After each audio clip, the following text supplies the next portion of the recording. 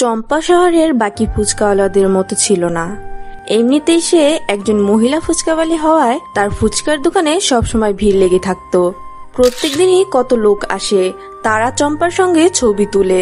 চম্পার ছবি সোশ্যাল মিডিয়ায় খুললেই দেখতে পাওয়া যেত। কিন্তু আজকাল চম্পা এক নতুন রকমের ফোন দিয়ে এঁটেছে।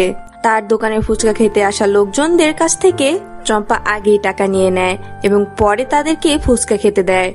প্রথম চম্পার আগে থেকে টাকা নিয়ে পরে ফুচকা দেওয়ার ব্যাপারটা অনেক গ্রাহকের পছন্দ হয় না। এরকম তো কোথাও হয় না। তোমার এখানে এরকম অদ্ভুত নিয়ম কেন?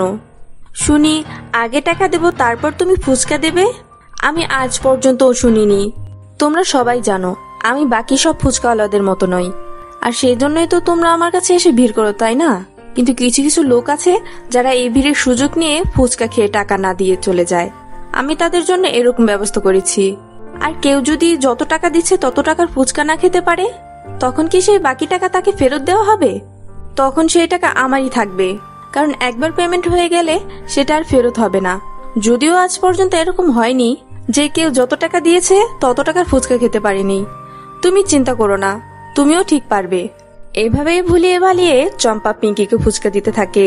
বেশ কিছুক্ষণ ঠিকঠাক ভাবে ফুচকা দেওয়ার পরে সে হঠাৎই ফুচকাতে একটু বেশি লঙ্কা মিশিয়ে দেয়। পিঙ্কি কিছুতেও আর একটু ফুচকা খেতে পারে না। 50 টাকার ফুচকা খাবে বলে এসেছিল, কিন্তু 20 টাকার বেশি ফুচকা খেতে পারেনি। আর চম্পার দোকানের নিয়ম অনুযায়ী সে টাকাটাও আর ফেরত পায় না। চম্পার চালাকি বুঝতে পেরে তাকে আর কিছু না বলেই পিঙ্কি সেখান থেকে চলে যায়। এবার থেকে এরকমই ঝাল দিয়ে ফুচকা বানাবো। কেউ একটু ঝাল বললেই এত ঝাল দেব যে তারা একটা ফুচকা খাওয়ার পরে আর ফুচকাতে হাত দিতেই পারবে না। কিন্তু এতে তো তোমারই ক্ষতি হয়ে যাবে। তুমি যদি এরকম ভাবে প্রত্যেকদিন ঝাল দিতে থাকো তাহলে তো তোমার দোকানের ফুচকা কেউ খেতেই আসবে না। আসবে না মানে? আমি এমন বন্দোবস্ত করব যে ওরা আসতে বাধ্য হবে। এই ঝাল ফুচকা খেতে সবাই আসবে। আমি সত্যিই জানি না তোমার মাথায় কি চলছে, তবে তুমি যা ভাবছো আমি আশা করছি সেটা তোমার জীবনের কোনো রকম বিপদ ডেকে আনবে। এই ফুচকার দোকান শুরু করার বুদ্ধিটা তো আমিই দিয়েছি। যখন সবকিছু হারিয়ে আমাদের পথে বসার জোগাড় হয়েছিল, তখন যদি আমার মাথায় ফুচকা বিক্রি করার কথাটা না আসতো, আজকে আমাদেরকে না খেয়ে মরতে হতো। আমার কথা শুনে যখন খেয়ে পড়ে বেঁচে আছো, তাহলে আর একবার আমার উপর ভরসা করো, দেখবে সব ঠিক হয়ে যাবে। সুখেন আর কোনো রকম কথা না বাড়িয়ে সেখান থেকে চলে যায়। আজ থেকে বেশ কয়েক মাস আগের কথা, যখন চম্পার সুখেনের অবস্থা অত্যন্ত খারাপ ছিল। সুখেন দিনরাত নেশা করে জুয়া খেলে সময় এবং টাকা দুটোই নষ্ট করত। চম্পা বাইরে কাজ করতে চাইলেও সুখেন কিছুতেই তাকে কাজ করতে দিত না, বরং সে কাজ করতে চাইলে তাকে অপমান করত। কেন? তোমাকে আবার কাজ করতে বেরোতে হবে কেন? আমি কি তোমাকে খাওয়াতে চাইছি না, নাকি নিজে নিজে কাজ করে পাড়ার লোককে বোঝাতে চাও যে তোমার স্বামীর কোনো মরদ নেই? হ্যাঁ, বোঝাতে চাওয়ার কি আছে? তোমার সত্যি কোনো মরদ নেই। বাড়িতে চাল ডাল সবজি কিছুই নেই, অথচ তুমি সকাল সকাল সব টাকা নিয়ে মদ খেয়ে চলে গেলে। এভাবে আমি সংসার কিভাবে চালাবো বলো? এই দেখো, অযথা জ্ঞান দেবে না বলে দিলাম। আমার যেটা ভালো লাগে আমি সেটাই করব।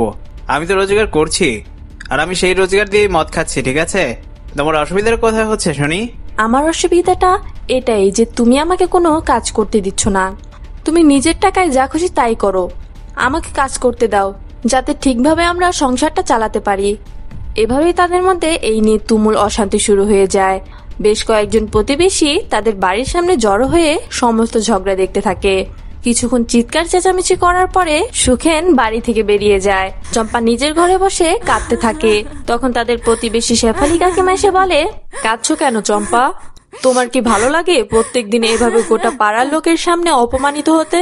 তুমি নিজের হয়ে কথা বলতে পারো না? কি কথা বলবো কাকিমা? সুখেন আমার কোনো কথাই শোনে না। বিয়ের প্রথম ও একদম এরকম ছিল না। আমাদের খুব সুখী সংসার ছিল, হঠাৎ করে এমন কিভাবে হয়ে গেল আমি কিছুই বুঝে উঠতে পারছি না। পুরনো কথা ভেবে আর লাভ নেই। কি করলে তোমার এই সমস্যা একেবারেই দূর হয়ে যাবে সেটাই ভাবো। ও যদি তোমাকে কোথাও বাইরে কাজ করতে না দিতে চায়, তাহলে তুমি বাড়িতেই কাজ করো। নিজে একটা ছোটখাটো কোনো ব্যবসা শুরু করো। তুমি ভালো রান্না করতে পারো, তাহলে একটা খাবারের দোকান খুলে নাও। খাবারের দোকানে তো প্রচুর খরচ কাকিমা। আমি যে এই কথা ভাবিনি তা নয়, কিন্তু খরচের কথা ভেবে আমি পিছিয়ে এসেছি। তাহলে তুমি ফুচকা বিক্রি করো। আমাদের পাড়ায় কিন্তু কোনো ফুচকাওয়ালা নেই, সবাই আমার পাশের পাড়াতে গিয়ে ফুচকা খায়। আর তুমি যদি ফুচকা বিক্রি করো, তাহলে শুরুতেই তুমি অনেক কাস্টমার পেয়ে যাবে। ফুচকাতে অনেক বেশি খরচ হবে না। তোমার তো খাবারের জিনিসেরই ব্যবসা কাকিমা, তাহলে তুমিই আমাকে বলে দাও ফুচকা ব্যবসা শুরু করতে গেলে আমি কত টাকার কি কি কিনবো। আচ্ছা, শুধু আলু, ছোলা আর কয়েকটা মশলা, এই দুটো জিনিসই তোমাকে রোজ রোজ কিনতে হবে। আর ময়দা তুমি একেবারে অনেকটা কিনে রাখলে একবারই শান্তি করে ফুচকা বানাতে পারবে আর বিক্রিও করতে পারবে। শেফালি দেবীর কথাগুলো চম্পার পছন্দ হয়।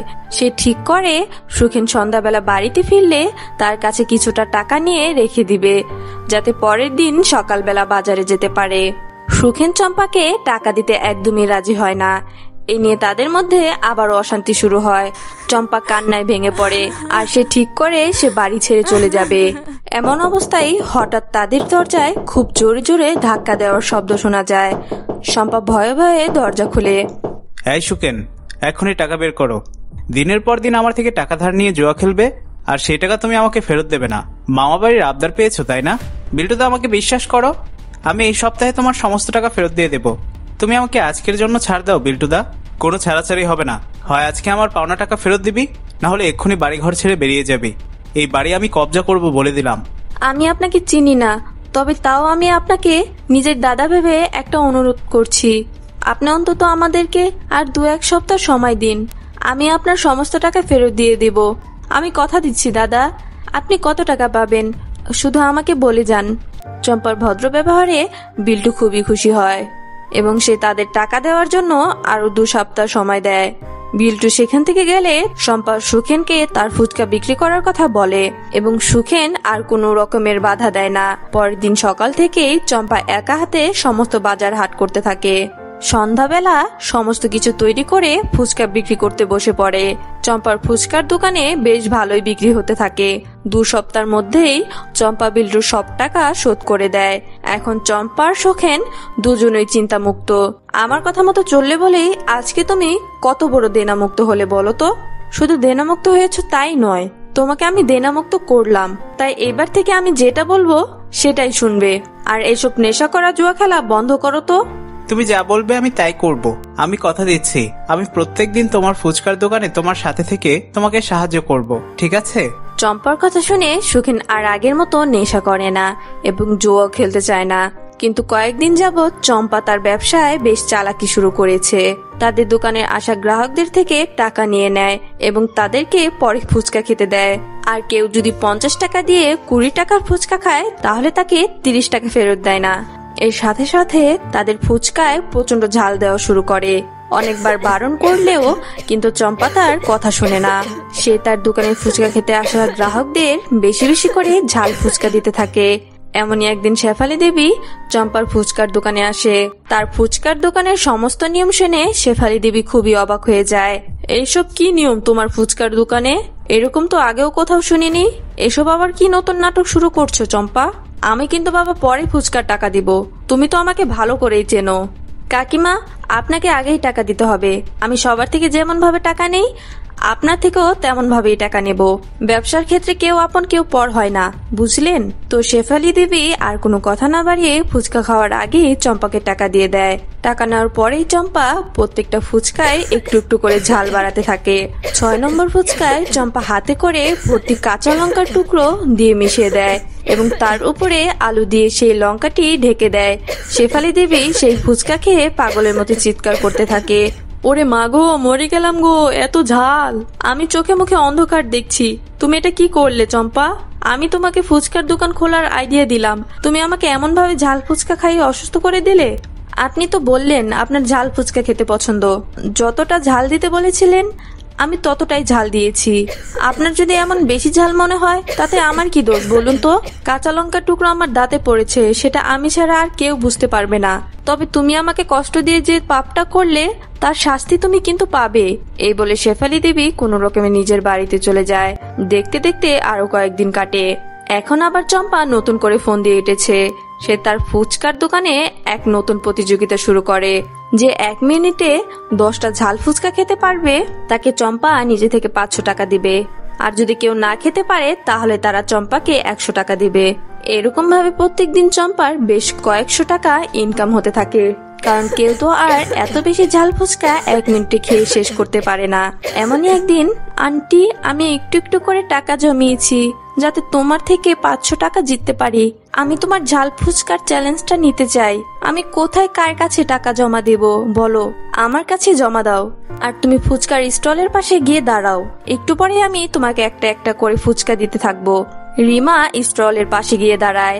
চম্পা তাকে প্রথম ফুচকাটাই বেশ ঝাল করে বানিয়ে দেয়। রিমা নির্দ্বিধায় সেটা খেয়ে নেয়। পরপর 2-3টে ফুচকা সে 20-30 সেকেন্ডের মধ্যেই শেষ করে দেয়।